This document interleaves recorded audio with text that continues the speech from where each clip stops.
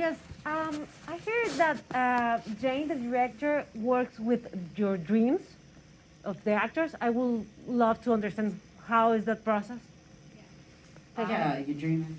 Yeah. So, well, I've been working in that way since I was 27, and Jane and Benedict started for the first time on this film. So this was a method that I've been very familiar with, and it's basically you write yourself a letter before you go to bed about the things you want to find out about your character or relationships with another character. I mean, it's very specific to what you want to figure out for yourself, and whatever you dream that night, if you don't, you just rewrite it the next night.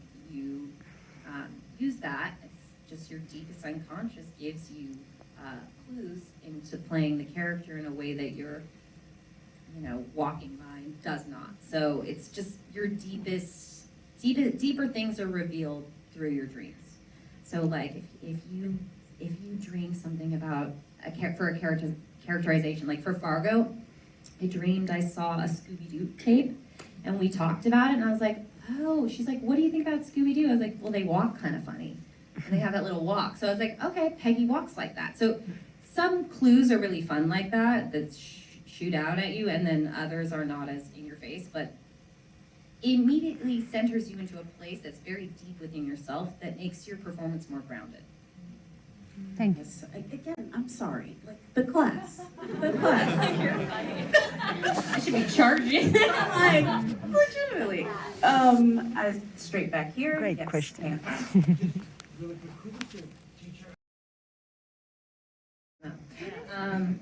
Jane is someone who approached me to work with her when I was in my early 20s. So at least I knew I was in her zeitgeist. You know what I mean? Like I was like, oh yeah, she loves Sofia Coppola. She loves what she does.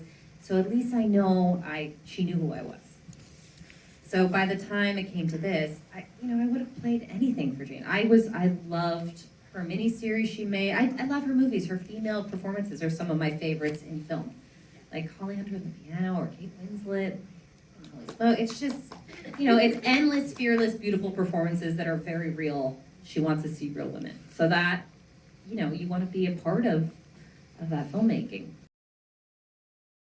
Okay, well, so, I was in bed watching Bluey, if anyone knows what that cartoon is. Okay, yeah, I love Bluey. It's a cartoon for kids, it's great. So my kids are up way too early. I'm watching it on my iPhone because, I can't disturb the cartoons. But my feed was very slow, and my manager kept calling me, and I was like, she hasn't come through yet. Like, why are you calling me? I was like, yes. He's like, you got nominated. So for me, I was just so relieved. It wasn't like, when I heard, he called me back and was like, Jesse, that's when I screamed. I could really feel the joy for him more so than for myself. For myself, I almost was like, finally, you know what I mean? It just is that feeling of like, I've been working in this industry since I was 3 years old, you know what I mean? Like, yeah, to get finally your Oscar nomination, you're like, oh my God, thank God.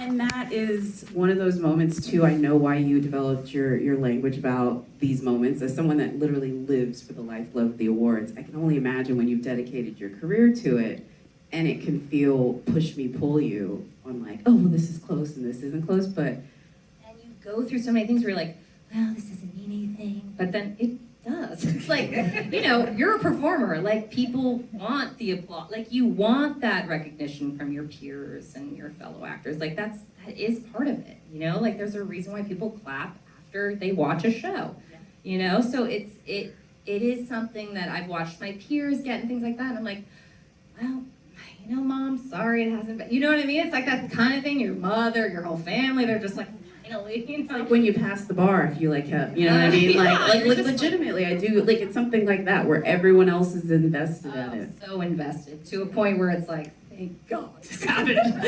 I'm like, I've given you 2 grandchildren, and now we both have Oscar nominations. The grandmas are satisfied. Yeah, you really do win on that one, like a double Oscar nomination. That is just, that was pretty major. That's so great. The other thing I have to talk about, which we've talked a little about everyone, but Cody and your work with him. And what I think is so interesting about this film is it is a psychological thriller, and you are literally tortured through most of it. but even through her sort of drunken haze, you guys found an intimacy as mother and son. You know, I actually, the first day I met Cody, I immediately bonded with him. He's just like a very kind, like, great human being, and we immediately were on the same page, and the way we kind of work and how we were talking, I immediately fell in love with him and knew, okay, this boy is my son. We got this.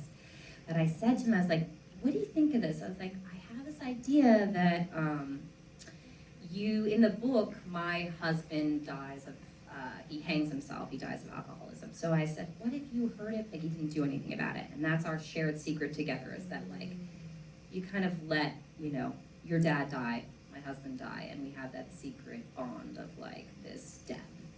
So because I know my son has that within him, and I recognize that with him, it's like, yeah, just a family secret that's very dark and deep, that gives us kind of an eerie quality together that wasn't just, oh, this mother and son, what's their thing? And so I think it added a layer to immediately bond us in this, that we have a secret together. The other thing I loved with it is the thing that you share with him, and then so many of the characters share, is tactile things within the story that completely encompass so many of the themes. So whether it's the gloves or the rope or the sash or the saddle, the way that Jane films them. I'm curious if there was a bit to the physical, tactile production design that you really found to be essential and part of the character. I mean, it could be anything from the piano down to the dress, really. I think that's Jane. I think that's just like the attention to detail and the people that she brings together around her. I mean, Grant, our production designer, is like, I was just blown away on set. I'd open a drawer and there was so many letters and poems or magazines, and just everything was so authentic. The woman who made the roses that Cody makes is like Jane's friend who runs a great restaurant in the South Island of New Zealand, who like taught me how to cook and make biscuits, and in that way of like an old-timey way, Jane even made me clean her apartment that she was staying in with like old-timey, mops and things. Well, just so, I am a person who likes to clean. I don't know, it's therapeutic to me, but so she was very happy to know that I was already a good cleaner. But, authentic, like, tools for the